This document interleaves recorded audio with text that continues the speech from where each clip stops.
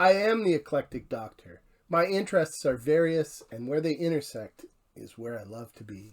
One area where I notice students often struggle is breaking down a programming challenge into composite problems, small enough that they will not be overwhelmed when implementing their solutions in a particular language.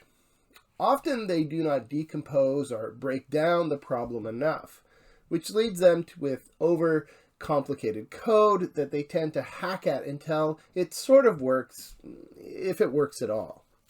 The big advantage of proper problem decomposition is that it results in small discrete blocks of code that are independently testable. These blocks are much easier to integrate into the whole of our program without the need for hacking a large interconnected code base. I know that sounds a bit like jargon, so let's break it down. Computers are machines that are really good at predictably executing simple sets of instructions to perform often tedious tasks. Some computer languages are good at hiding some of the more tedious small tasks involved, but all of this still just gives us ways to arrange program instructions so that they can accomplish discrete tasks. Which is good because essentially a computer program is something we want the computer to do for us. And every computer program is an arrangement of instructions meant to accomplish such a task, hopefully in a reliable and efficient manner. To properly order and group these instructions, we need to isolate the individual tasks that we would like the computer to accomplish. This is the part that is most alien to us when we are starting out as programmers. Problem decomposition is essentially the process of taking apart a complex problem so that we can program each of the constituent tasks without being overwhelmed by the complexity of the entire problem. To be clear, problem decomposition is something we start with and return to as needed in the programming process. When a student shows up in a lab with pages of broken code asking for help, the last thing they want to hear is that they should start again. And often they will fight this, starting to rethink the problem until they believe they've found the one thing that might fix their code, hacking it into their existing code, and often breaking it even further. What they struggle with is that they were holding the complexity of the problem in their heads, tracing it through the code they have painstakingly written, and they become convinced that they can tackle the problem in its entirety. And even when they do get something that appears to work, it's easy to point out one flaw in their processing and see them despair as they struggle to figure out where they need to introduce this new thing in their overly complicated code base. Symptoms of failing to decompose a problem properly are large winding code bases, many levels of nesting, overly complicated functions that do multiple tasks simultaneously, overuse of global variables, a lack of testing, and a lack of meaningful commenting. We should be building our code incrementally, testing each block of code so that it stands on its own and can be tweaked without breaking other code in our program. When we decompose a problem, we break it into discrete blocks of code which are easily reusable because we know what they require to start, what they do, and what they give us as a result. When we break down a problem into a set of smaller tasks, then we can focus on one task at a time, assembling them together into a program that is much easier to modify, correct, and handle using just the power of our brains. A step is a simple instruction or set of instructions which a computer can understand and perform. When we decompose a problem, we isolate the steps required to solve that problem. A most basic problem is adding two numbers together. The marvelous human brain abstracts this into something like, of course, you add x and y and it gives you the sum. But for the computer, we have to think about where x and y come from and in what way is the sum going to be given back to us. So while our steps simply add the number, possibly in our heads, the computer, for it to be useful, has to do a bit more. So let's just jump over to VS Code here for a second. So I have this idea of trying to add two numbers together, and as I said, we need to know where it comes from. So the first step here is going to be, we'll just use numbers here. We'll say ask for the first number and remember it.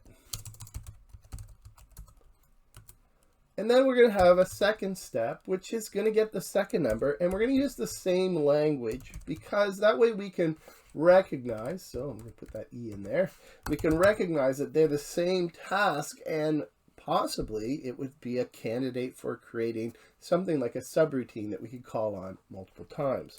For the second number, and remember it. And then the third thing we're going to do is we're going to add the two numbers and remember the result. I have to say that I'm remembering it because that reminds me or gives me the sense that I need to store things. I need to keep track of values in order to use them later on. And then I'm going to somehow display the result to the user. So that's my steps. Note that the first two steps are pretty much identical. So when we go to code these steps, we can reuse the same code here, and we'll see how we do this much later. The computer really only does two things. It can store a value and it can retrieve a value. Everything else is actually built up from these two capabilities. In fact, this reality is why coding in low-level languages takes a lot more code and problem decomposition than doing the same task in a high-level language. You do the same things, it's just that someone already realized that we do this one task over and over, so they abstracted that into a natural feature of the high-level language. This means that high-level languages are closer to how we solve problems with our human brains. The language is more English-like. And low-level programming languages are more like how the computer actually thinks. So they have many more instructions, actually, to perform the same relatively simple steps. The cool thing is that the computer can execute these tiny instructions so fast that it feels like the computer is doing something harder than simply following a series of simple instructions. Whichever kind of imperative programming language we are using, they all give us the ability to create and group steps that the computer will faithfully execute. The question then is how small of a step is small enough. If I'm breaking down a problem for a low-level language, then I need to break it down much further than for, say, a high-level language. This is the problem of scale. In a low-level language, we are thinking more like the computer, and a computer is a simple step-based problem-solving machine. The first rule of thumb here is that if we break down our problem into its composite subproblems, and in doing so we still have no idea where to start coding, then we have likely not decomposed the problem far enough. The second rule of thumb is that if you find yourself trying to do multiple things at once, when you are coding, then you have not broken the problem down far enough. If at any time you realize that either of these two situations are true, then simply stop what you're doing and go back to continue the decomposition process. There's a certain kind of futility that is attractive in programming. The thinking that if I keep complexifying my code, I can eventually get the code to work the way that I want it to. My experience watching many students fall into this trap is that it rarely produces code that works correctly, and when it does work, it is often really difficult to modify when the parameters of the problem change.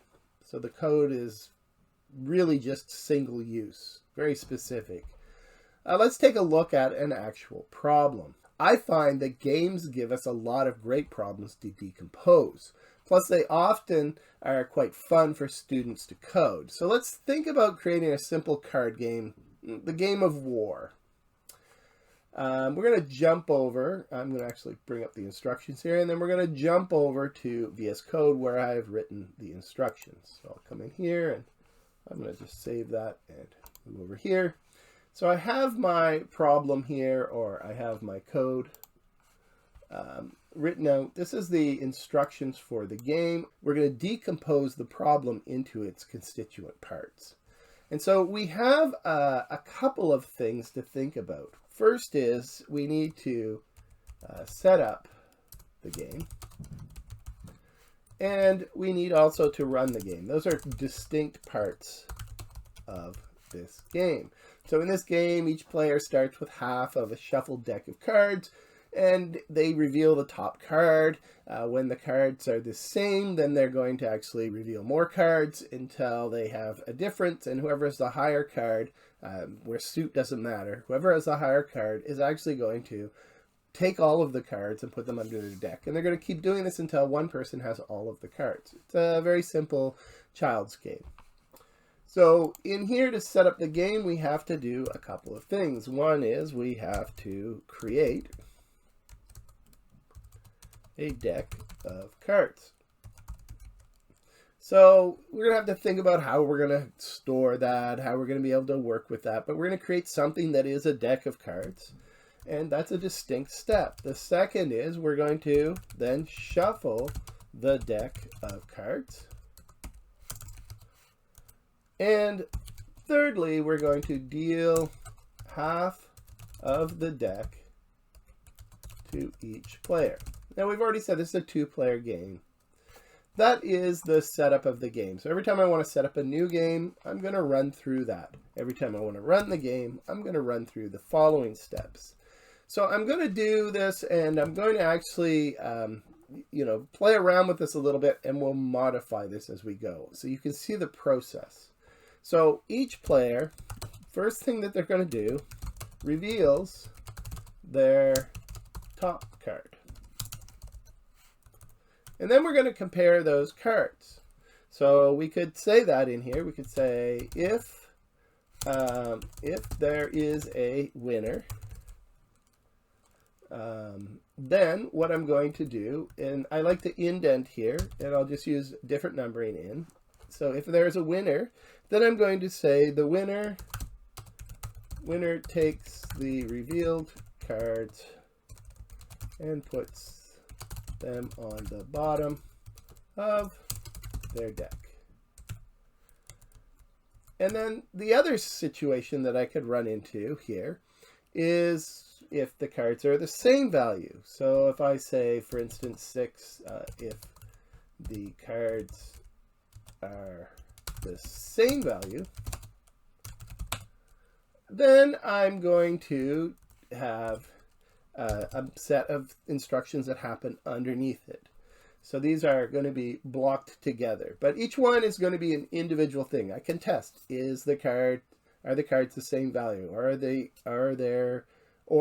Is there a clear winner? So here we're going to basically say each player discards 3 cards. We're just going to go with the standard rules here. And then we're going to say each player reveals their top card. So after that, they're going to reveal the top card. And we're also going to say we're going to continue until there is a winner. So that means it's going to keep going through that cycle. So I could actually think about this and say, well, when I'm done this, I'm going to say when I'm done, I'm going to place the cards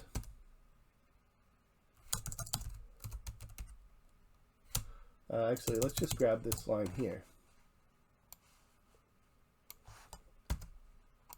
because I like to use the same language as much as possible, just so that I can see that this is the same as this.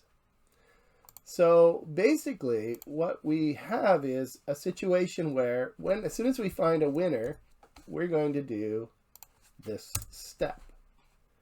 So this here means we don't need to test for this. We can actually just eliminate this. And I'm actually going to have to change the numbering here, but I'm going to go 5 here and 6. And now I can say until the cards.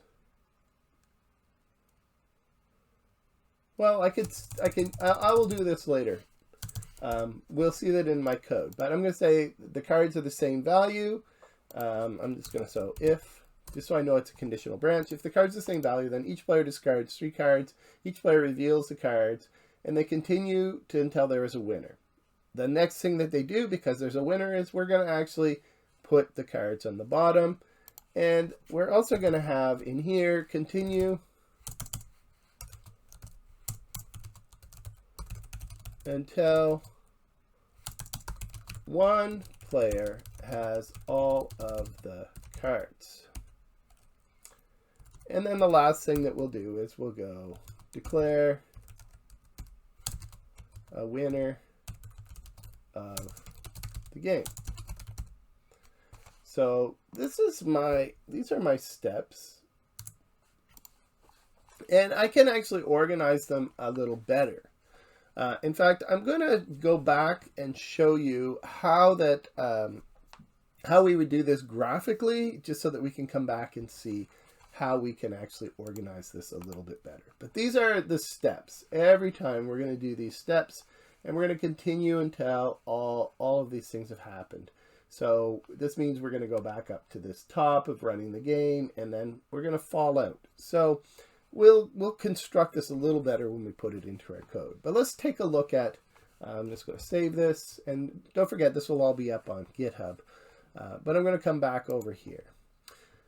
So, and note also that we're playing the game once, but if we have done the decomposition well, we can easily wrap this game in another loop that would allow us to play the game over and over again. So some of us are more visually oriented. When I started out as a programmer back in the 80s, I was taught to do this process with a flow chart like the one shown on the screen.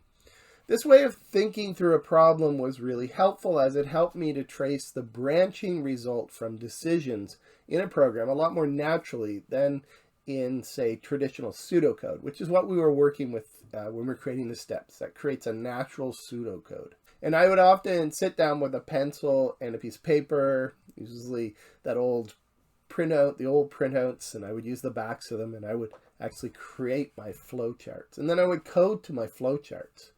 I've since moved almost exclusively to creating pseudocode steps, as we did in this previous example, mainly because these steps form the basis of my initial commenting. But you can see in this that we actually can see where we're looping around, and we're always looping based on a condition. So we have a loop within a loop, and so the game comes in, and until someone has won, it's going to keep going around. And so we can see where exactly everything moves to, which allows us to actually rethink through the problem just a little bit more. So with very little modification, I can simply cut and paste the steps that I created in my VS Code file into my actual code file, because those were pseudocode. I did it in a .txt file. Here I'm putting it in a C file just because we've been working with C already, so I'll just leave that language for now, and we'll switch it up as we go. But I fully expect to modify these comments as I go along. They're essentially a guide to coding my solution to the problem of playing the war card game. Also note that each of these steps is completely testable. For example, if I want to create a deck of cards, I can quickly write some test code that outputs the deck that I've created so that I can ensure that it is complete and that it is in a format that I can work with. If I ever go back to modify a block of code, I will test it before I move on to ensure that it still results in something that the rest of my code has come to expect. We call this code to test, and I'll talk about this more as we continue along in the course. Okay, so that gets us through this whole idea of decomposing problems, and decomposing problems enables us to efficiently write our programs. The next thing we're going to look at is blocks of code. We'll see you soon.